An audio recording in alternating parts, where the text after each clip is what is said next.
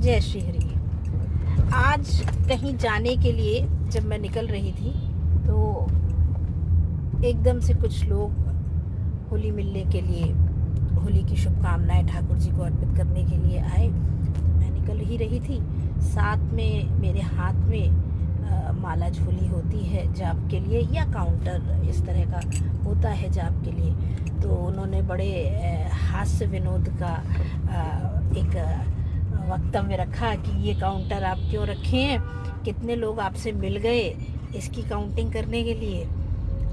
तो मुझे बड़ी हंसी आई। मैंने कहा नहीं भैया, ये तो अपना अपना दृष्टिकोण है कि आप किस चीज़ की गिनती में लगे हैं, आपने क्या कमाया क्या खोया इसकी गिनती में लगे हैं, या आपकी हर सांस में क्या होना चाहिए, किस लक्ष्य को लेकर आप आगे बढ़ रहे हैं उसकी गिनती में लगे हैं। भाई आज यहाँ जाना है, ये करना है, तो गिनतियाँ तो सबके पास बहुत है। रही बात मेरे लिए, तो मेरी ये गिनती उन सीढ़ियों की गिनती है जो राम नाम की गिनती है, और ये सीढ़ियाँ हैं ठाकुर जी तक वापस पहुँचने के लिए और अपने गंतव्य को प्राप्त करने के लिए, जहाँ से हम आए। बोले अब आप आ तो गए ना नीचे, भगवान ने नाम आपको नीचे भेज दिया, तो हमने कहा वापस भी तो जाना है, इसी की तो चिंता हम भूल जाते हैं। आ तो गए, उनके कुछ काम थे, निर्धारित समय में हमें वो काम पूरे करने हैं, पर काम पूरे करने के साथ साथ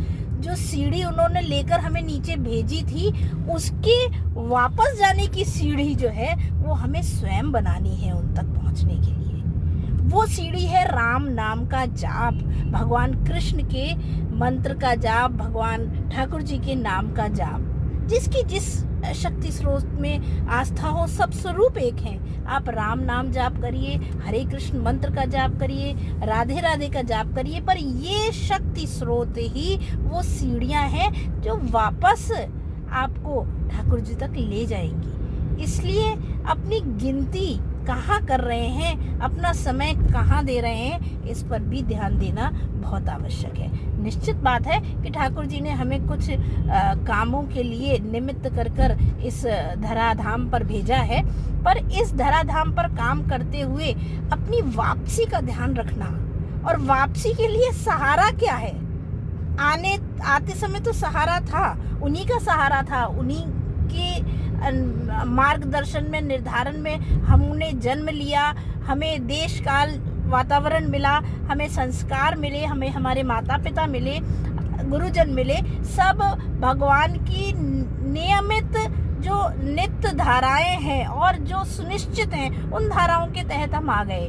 पर आने के बाद हमें अपने कर्म में निहित रहना है और वापस जाने के लिए, यानी ठाकुर जी तक पहुंचने के लिए जो है वो अपना मार्ग प्रशस्त करना है नाम जप से। ठाकुर जी का नाम लेते रहिए, सीढ़ियां बनती रहेंगी और आप वापस जरूर अपने कर्तव्यों का निर्वाह करके धराधाम से जो है वो लोग धाम को पधारेंगे।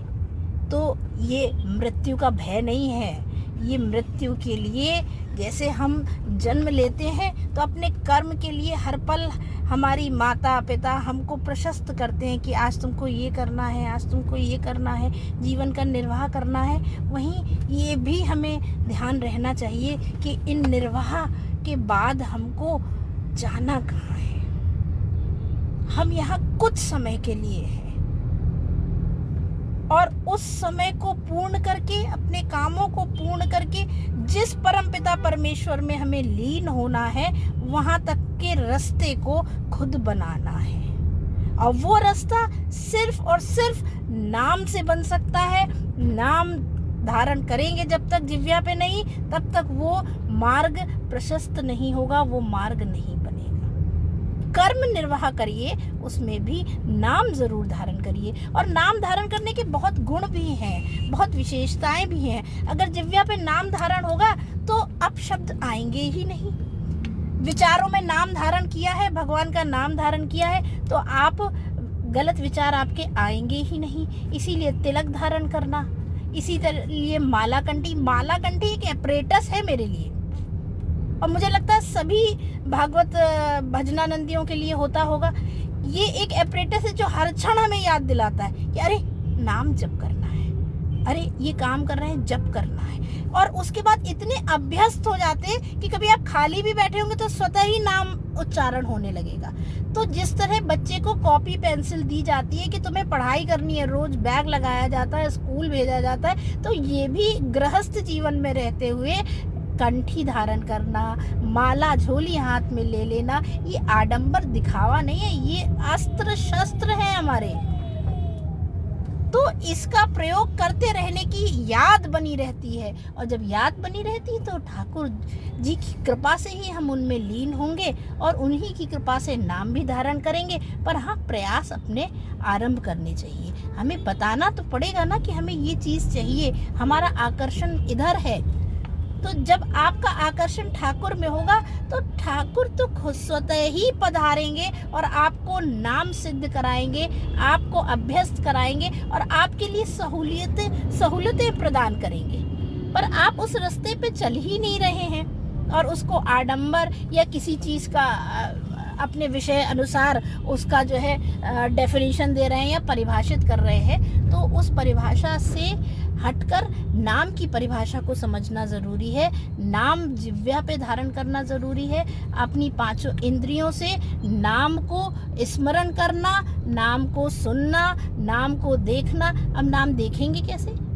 जब हम हरे कृष्ण बोल रहे हैं तो कृष्ण का स्वरूप आंखों में आ जाए, ये नाम को देखना है।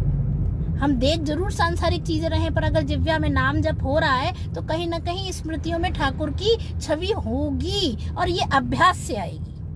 और उसी अभ्यास करने के लिए अगर आप माला अपने हाथ में रखते हैं तो ज़रूर बहुत अच्छा श्रेष्ठ उपाय है।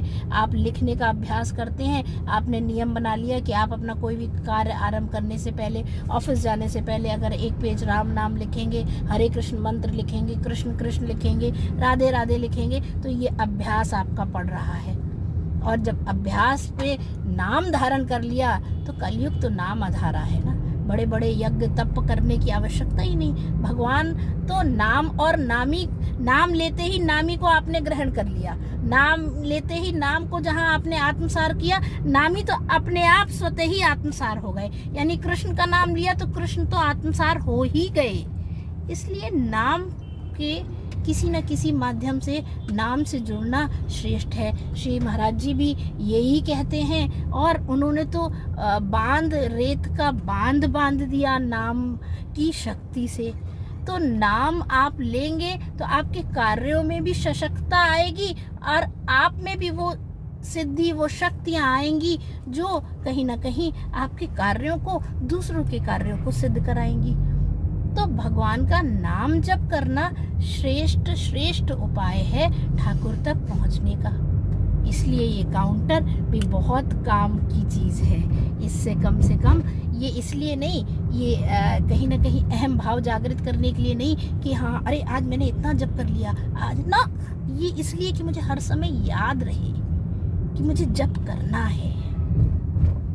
चलिए, मेरी भी मंजिल आ गई, पहुँचे, और आप भी अपनी मंजिल पर पहुँचे। ठाकुर कृपा आपको प्राप्त हो और बस नाम जप करें। जिस इष्ट में, जिस भगवान में, बहुत लोगों की अपनी माता पिता में बहुत आसक्ति होती है, तो अपनी माँ का नाम, और माँ के स्वरूप में माँ दुर्गा का दर्शन होने लगेगा, आपको राधा रानी का दर्शन होने लगेगा।